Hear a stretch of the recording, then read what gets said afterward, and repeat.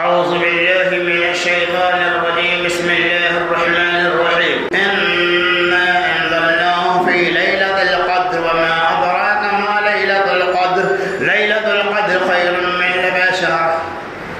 تنزل الملائكة والروح فيها بإذن ربهم من كل أمر. سلام هي حتى مطلع الفجر.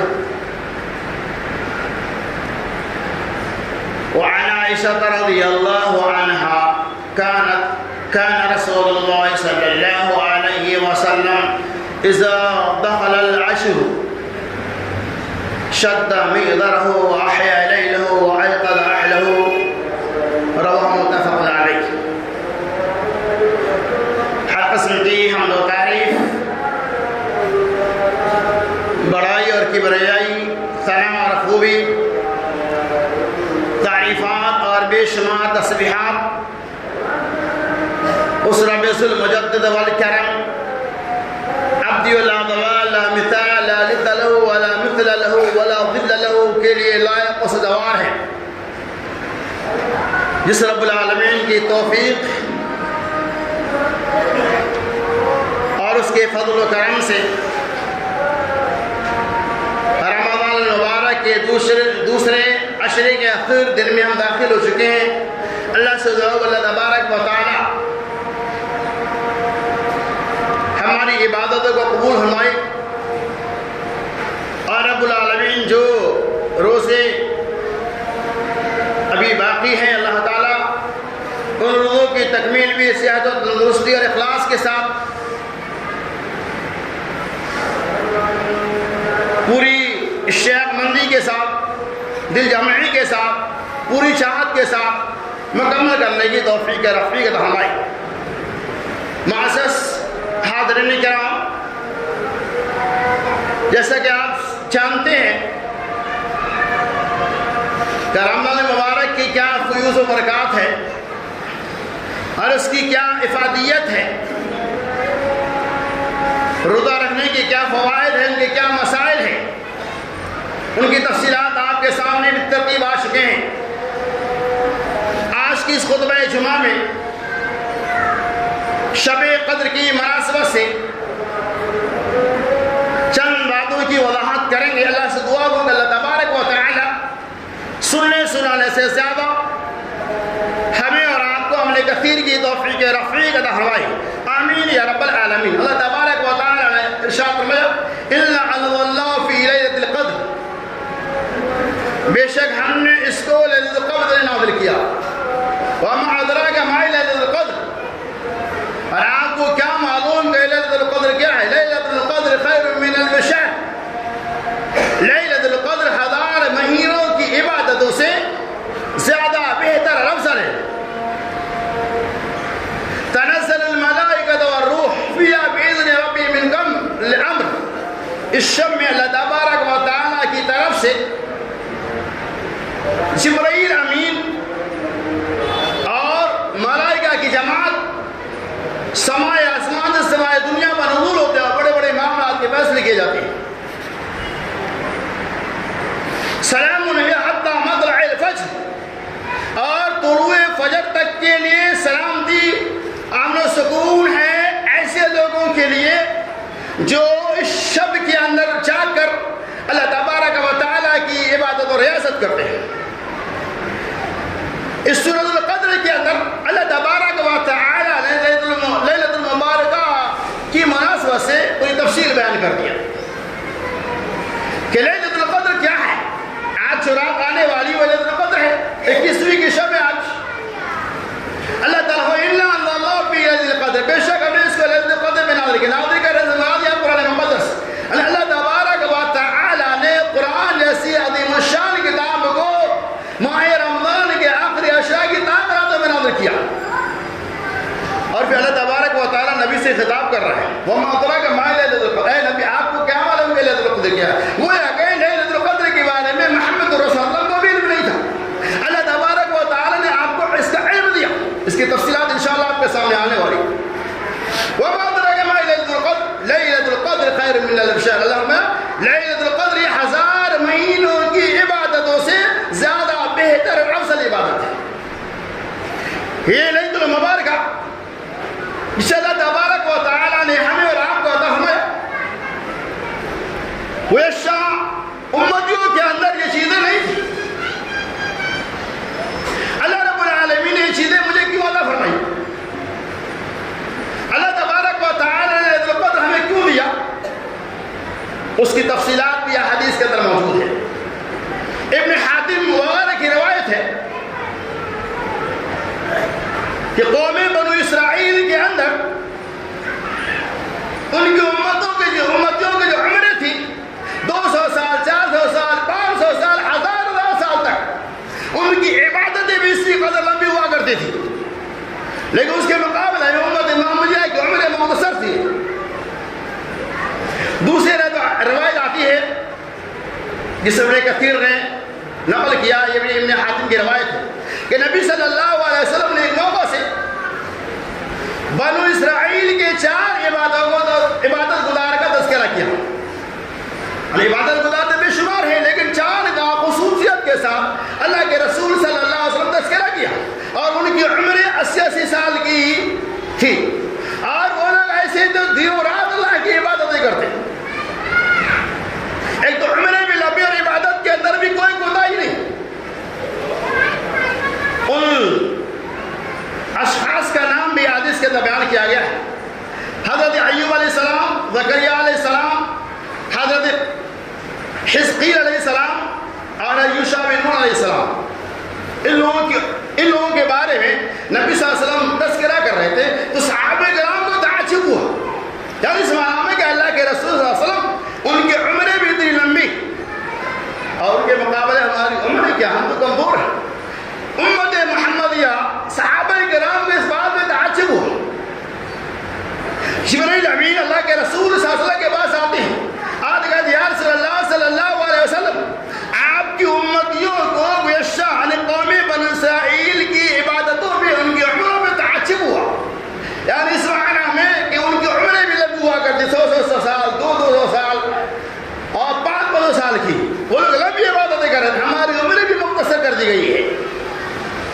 آپ کی امت کے اس بات میں تعجب ہوا، اسی لیے اللہ تبارک و تعالی نے آپ کی امت کے لیے عظیم تحفہ خیر من الف شہر، اللہ تعالیٰ نے ایک ایسی رات آپ کو اس کے عوض میں عطا فرمائی جس رات کی عبادت 1000 مہینوں کی عبادتوں سے زیادہ بہتر اور افضل ہے۔ اس کی مختصر وضاحت یہ تھی۔ اللہ تبارک و تعالیٰ کے کتنا بڑا خاص کرم ہے امت محمدیہ کے اوپر کہ ہمیں ان کی عبادتوں کے معاملہ میں کمپٹیشن کرنے کے لیے، ان سے آگے بڑھنے کے لیے، گرچہ ہماری عمریں کم ہے، اللہ تبارک و تعالیٰ نے ہمیں سال میں ایک ایسی رات فرمائی جس ایک رات کی عبادت 1000 مہینوں کی عبادتوں سے زیادہ بہتر افضل ہے۔ وہی رات لیلۃ المبارکہ ہے، وہی رات شب قدر ہے، وہی رات شب قدر رمضان کے آخر اشرا کی تاک راتوں میں سے ایک رات آتی ہے۔ میرے دوستوں، بزرگوں، ساتھیوں، اس رات کی بڑی اہمیت اور بڑی فضیلت، اس کا بڑا مقام ہے۔ آپ سنتے چلے کہ اس رات کو اللہ تبارک و تعالی لفظ قدر سے کی موسوم کیا۔ قرآن میں نازل سورہ کا نام ہے سورۃ القدر۔ قدر کے معنی آتے تنگی کے، یعنی مفت تنگ، بولتے ہیں زندگی تنگ ہو گئی، یہ راستے تنگ ہو گئے، یعنی توڑا۔ قدر کے معنی کہتے ہیں بقدر بادام، یعنی توڑا۔ ایک طرف قدر کے معنی تنگی کے آتے ہیں، اور ایک طرف قدر کے معنی مقام و مرتبہ کے بھی آتے ہیں۔ اس سورہ کا نام اللہ تبارک و تعالی نے سورۃ القدر رکھا۔ اس کے معنی کیا ہے؟ ایک معنی تو یہ ہے قدر کے اعتبار سے کہ اللہ تبارک و تعالی نے امت محمدیہ کو لیلۃ المبارکہ کی نعمت سے مالا مال کر کے ان کی شان و شوکت اور ان کے مقام و مرتبہ کو بلند کر دیا۔ اسی مناسبت سے اللہ تبارک و تعالی نے اس سورہ کا نام سورۃ القدر رکھا۔ دوسری وضاحت یہ کی جاتی ہے کہ قدر کے معنی تنگی کیا ہے۔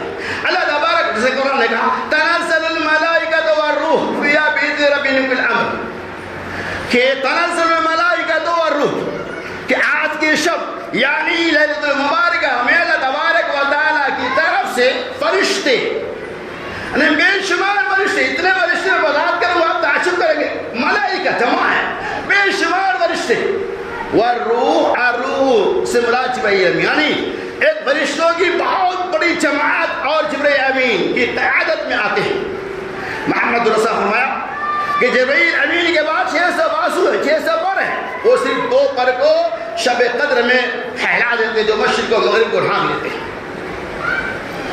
اور ڈھانک کر کیا کرتے ہیں؟ قرآن نے اس کو وضاحت کیا، تنزل الملائکۃ والروح فیہا بإذن ربی من کل امر سلام ہی حتی مطلع الفجر، اور سلامتی ہوتی رہتی ہے اس وقت تک یہاں تک کہ طلوع فجر ہو جائے، یعنی بندہ مومن جب اللہ تبارک و تعالیٰ کی عبادت و ریاضت کرتے ہیں، قرآن کی تلاوت میں مشغول ہوتے ہیں، نفل میں مشغول ہوتے ہیں، دیگر ذکر اور اذکار اور دعاؤں کا اہتمام کر رہے ہوتے ہیں، اور آج کی شب میں اللہ تبارک و تعالیٰ کے بے شمار فرشتے، کتنے فرشتے آئے سے اللہ کے رسول صاحب فرماتے ہیں اس روئے زمین پہ جو ہم نہیں دیکھتے اتنے فرشتے نازل ہوتے، اتنے فرشتے نازل ہوتے ہیں، ان کی تعداد اتنی زیادہ ہوتی ہے، فرشتوں کی کثرت تعداد کی بنیاد پر ان کے لیے زمینیں تنگ ہو جاتی ہے، یعنی زمین پہ چلنے کے لیے جگہ نہیں رہتی ہے۔ قدر کے معنی تنگی کے، بعض لوگوں نے یہ کہا تنگی، قدر کے معنی تنگی کس معنی میں ہے کہ اللہ تبارک و تعالیٰ کی طرف سے اتنی بڑی تعداد میں فرشتوں کا نزول ہوتا ہے کہ زمین پر پیر رکھنے کے لیے، اس زمین پر چلنے کے لیے جگہ باقی نہیں رہ جاتی ہے، یعنی ان کے لیے زمین تنگ پڑ جاتی ہے۔ اسی مناسبت سے اللہ تبارک و تعالیٰ نے اس سورہ کا نام سورۃ القدر رکھا، اور یہ سارے فرشتے گشت لگا رہے ہوتے ہیں، ہمارے اور آپ پہ نگرانی کر رہے ہوتے ہیں، دیکھ رہے ہوتے ہیں کہ آج کی شب ہم کیا کرتے ہیں۔ تو یقیناً وہ بڑا خوشنصیب بندہ ہے جو آج کی شب جا کر اللہ تبارک و تعالیٰ کی عبادتیں کرتے ہیں۔ تو وہ آگے بتایا، ہم بتانا مقصود یہ ہے کہ اللہ تعالیٰ نے آپ صلی اللہ علیہ وسلم کو چیز عطا فرمائی، اس کی کئی شکلیں ہیں۔ جب اللہ تبارک و تعالیٰ نے جبرائیل امین کے ذریعے یہ چیزیں دیا تو آپ کچھ تعین نہیں، آپ صلی اللہ علیہ وسلم اول اور وسط میں اعتکاف کیا۔ رمضان جب آیا تو اس چیز کو پانے کے لیے آپ صلی اللہ علیہ وسلم اول اور اوسط یعنی پہلے اور دوسرے میں اعتکاف کیے، اس کا پتہ نہیں چلا، صحابہ کرام بھی چلے گئے۔ پھر جبرائیل امین علیہ السلام نے آپ صلی اللہ علیہ وسلم کو اخیر عشرہ کے اعتکاف کا حکم دیا، پھر آپ نے صحابہ کرام کو بولا اخیر عشرے میں بھی آپ اعتکاف کیے اس چیز کو پانے کے لیے۔ اللہ تبارک و تعالیٰ نے اس بات کو تعین کر دیا، یہ بات ایک دم خاص ہو گئی کہ جو شب قدر ہے، جو لیلۃ المبارکہ ہے، وہ رمضان کے اخیر عشرہ کی تمام راتوں میں سے ایک رات ہے۔ نبی صلی اللہ علیہ وسلم پھر اخیر عشرہ کا بھی اعتکاف کیے، صحابہ کرام بھی آپ کے ساتھ متفق بن گئے۔ اللہ تبارک و تعالیٰ نے آپ کو یہ چیزیں دکھلا دیا۔ بخاری شریف کی صحیح روایت ہے، حضرت عبادہ بن صامت، بہت سنیے آپ، حضرت عبادہ بن صامت رضی اللہ تعالیٰ عنہ کہتے ہیں کہ جبرائیل امین کے ذریعے اللہ تبارک و تعالیٰ نے لیلۃ المبارکہ کی تخصیص کر دیا۔ وہ کون سی رات ہے اس کے بارے میں تعین ہو گئی۔ آپ صلی اللہ علیہ وسلم اس چیز کی خوشخبری سنانے کے لیے باہر آئے، صحابہ کرام کے پاس گئے۔ آپ جب جا رہے تھے تو راستے میں آپ نے دیکھا کہ دو مسلمان، دو صحابہ ایسے ہیں جو آپس میں جھگڑ رہے ہیں، جو آپس میں بحث و مباحثہ کر رہے ہیں۔ وہاں نبی صلی اللہ علیہ وسلم ٹھہرے اور رسول اللہ فرمایا کہ تم دونوں کے جھگڑنے کی وجہ سے اللہ تبارک و تعالیٰ نے لیلۃ المبارکہ کو ہم سے، بعض روایت آتی ہے کہ بھلا دیا اور بعض روایت آتی ہے کہ اٹھا لیا گیا۔ اسی اٹھا لیا گیا کہ وہ بعض لوگ کہتے ہیں لیلۃ المبارکہ ہے ہی نہیں، اٹھا لے گا، اٹھا لیے گا کا مطلب یہ ہے کہ اللہ نے اس رات کی جو تعین کیا تھا اس سے آپ کو محروم کر دیا، یعنی آپ بلا دیے گئے۔ پھر آپ صلی اللہ علیہ وسلم کہا ہے میرے صحابہ، تم دونوں کے جھگڑنے کی وجہ سے اللہ تبارک و تعالیٰ نے لیلۃ المبارکہ کی رات کو ہم سے بھلا دیا۔ یہ بات کلیئر ہو گئی کہ آخر عشرہ کی طاقت ہے، شاید اس کے اندر امت کے لیے خیر ہی خیر ہو، صحیح روایت ہے۔ تو کیا پتہ چلا کہ وہ لیلۃ المبارکہ رمضان کے آخر عشرہ کی طاقت راتوں میں سے ایک رات میں، اس میں کوئی شک نہیں۔ یہ اور بات علماء کا اس کے اندر بہت بڑا اختلاف ہے، جیسا کہ بعض لوگ 27ویں کے قائل ہیں، بعض 21ویں کے قائل ہیں۔ حدیث کے اندر یہ باتیں ملتی ہے کہ لیلۃ المبارکہ منتقل ہوتا رہتا ہے، کبھی 21، کبھی 23، کبھی 27، کبھی 25، کبھی وغیرہ، اللہ کی مرضی کے مطابق ہے۔ لیکن امت میں سے جو لوگ رمضان مبارک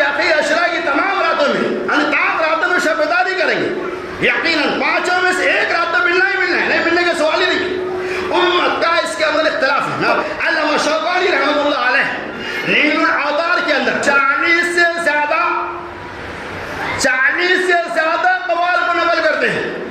یعنی 40 سے زیادہ قول علماء کا اس کے بارے میں. علامہ شوکانی رحمۃ اللہ علیہ، علامہ حافظ حجر الاسقلانی رحمۃ اللہ علیہ وغیرہ نے تفصیل بیان کی ہے کہ 40 سے زائد علماء کرام کا اس شب قدر کے بارے میں اقوال ہے.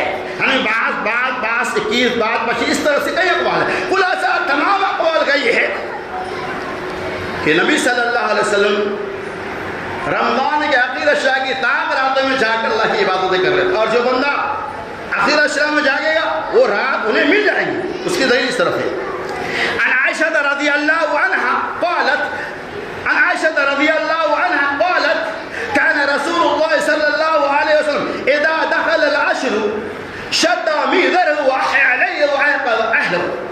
ماں عائشہ رضی اللہ تعالیٰ عنہ کہتی ہے کہ رسول اللہ صلی اللہ علیہ وسلم جب عقیر اشراء میں داخل ہوتے تو کیا کرتے ہیں؟ شد مئزرہ، آپ صلی اللہ علیہ وسلم کمر بستہ ہو جاتی، وَأَحْيَا لَيْلَهُ، راتوں کو جاگتے، وَأَيْقَظَ أَهْلَهُ، اور اپنے اہل و عیال کو بھی بیدار کرتے. یہ حدیث بتا رہی ہے کہ شب قدر جسے ہم جاگنے کی رات کہتے ہیں، لیل مبارکہ کے نام سے جانتے ہیں، وہ رمضان کے آخر اشراء کی تاک راتوں میں سے کسی ایک رات میں سے کوئی شک اور شبہ نہیں. تو کیا پتہ چلا کہ ہمیں رمضان مبارک کے آخر اشراء میں جا کر اللہ کی عبادتیں کرنی چاہیے، نوافلوں کا اہتمام کرنا چاہیے. اس سلسلے میں نبی صلی اللہ علیہ وسلم سے کوئی عبادت ناقل نہیں ہے کہ شب قدر آتی تھی تو آپ صلی اللہ علیہ وسلم شب قدر کی مناسبت سے کوئی اور عبادت کا اہتمام کر دیتے نہیں، دیگر دعاؤں کے اہتمام کرتے نہیں. ماں عائشہ رضی اللہ تعالیٰ عنہ کہتی ہے جب شب قدر ہوتی تو نبی صلی اللہ علیہ وسلم لوگوں کو اللہم انک عفو تحب العفو فاعف عنی، ایک دعا ہے جو ترمذی شریف کی روایت ہے، نبی صلی اللہ علیہ وسلم یہ دعا پڑھنے کا حکم دیتے تھے، پڑھتے تھے. ماں عائشہ رضی اللہ تعالیٰ عنہ پڑھا کرتی تھی. صحابہ کرام سے روایتیں ملتی ہیں کہ آج کی شب کے لیے تخصیص جو خاص دعا ہے اللہم انک عفو، اے اللہ تو معاف کرنے والا ہے، تحب العفو، اور تو معافی کو پسند کرتا ہے، فاعف عنی، اللہ ہمارے گناہوں کو معاف فرما دے. تو یہ خاص دعا ہے. اس کے علاوہ آپ کو جتنی دعائیں بھی آتا جو بھی مناجات ہیں جتنا اذکار ہے وہ آپ کر سکتے ہیں. کوئی خاص مخصوص عبادت کا تذکرہ نہیں ہے. آپ اپنے طور پہ نفل عبادت جتنی چاہے کر سکتے ہیں، قرآن کی تلاوتیں کر سکتے ہیں اور دعاؤں کا اہتمام کر سکتے ہیں. خاص طور سے اس دعا کو آپ نہ بھولیں کیونکہ یہ تخصیص ہے. اللہم انک عفو تحب العفو فاعف عنی. اگر کوئی بندہ کوئی دعا نہیں پڑھتا، اسے یاد نہیں کچھ، پوری رات اگر یہی دعا پڑھتا ہے تو اس کے نجات کے لیے کافی ہے، کیونکہ یہ دعا سنت نبویہ سے ثابت ہے. تو کیا پتہ چلا کہ رمضان کے آخر اشراء میں ہمیں جا کر اللہ تبارک و تعالیٰ کی عبادتوں کا اہتمام کرنا چاہیے. اور اس شب میں کیا کرنا چاہیے؟ ہمیں اپنے دلوں کو منور کرنا چاہیے. لیکن لوگ کیا کرتے ہیں؟ دلوں کو روشن کرنے کے بجائے اپنی مساجدوں کو روشن کرتے ہیں. مساجدوں کو روشن کرنے کی ضرورت نہیں ہے. مساجدوں میں قمقمے اور بتیاں لگانے کی ضرورت نہیں ہے. دل کے اندر جو کالا پن ہے اس کو مٹانے کی ضرورت ہے. دل کے اندر جو سیاہی آ چکی ہے اس سے مٹانے کی ضرورت ہے. گویا کہ دل کو روشنیوں سے، میناروں سے منور کر دو. آج کی شب جاگ کر اللہ تبارک و تعالیٰ سے تمام گناہوں کی معافی اور تلافی مانگ لو. تو کیا پتہ چلا؟ آج دل کو جلانے کی شب ہے، آج دل کے اندر روشنی پیدا کرنے کی شب ہے، آج دل کے اندر کینہ اور کپٹ کو نکالنے کی شب ہے. اگر آپ نے دل میں کینہ رکھا تو کیا ہوگا سن لیجیے. نبی صلی اللہ علیہ وسلم کہ آج کی شب اللہ تبارک و تعالیٰ کی طرف سے فرشتے آتے ہیں. بہقی کی روایت ہے محمد رسول اللہ صلی اللہ علیہ وسلم آج کی شب تمام لوگوں کی بخشائش ہو جاتی ہے. یعنی جتنے لوگ اللہ تعالیٰ سب کو معاف فرما دیتا ہے، سب کو معاف فرما دیتا ہے. معافی مانگو اللہ سے، اتنا اچھا مانگو. 4 طرح کے لوگ ایسے ہیں آج کی شب میں بھی اس کی بخشائش نہیں ہوتی. وہ کون لوگ ہیں؟ اللہ کے رسول میں. نمبر 1 شراب پینے والا، نمبر 2 ماں باپ کی نافرمانی کرنے والا، نمبر 3 رشتہ و ناتا کا توڑنے والا، اور نمبر 4 جو بہت ہی بھیانک ہے، بتاؤں بہت بھیانک ہے، نمبر 4 کینہ پرور، جس کے دل میں کینہ ہے، حسد اور ڈاہ ہے. ایسے 4 طرح کے لوگوں کو اللہ تبارک و تعالیٰ نہیں بخشتا. اب غور کیجئے کہ شب بیداری آپ کر رہے ہیں، لیکن شب بیداری کرنے کا مطلب کیا ہوتا ہے؟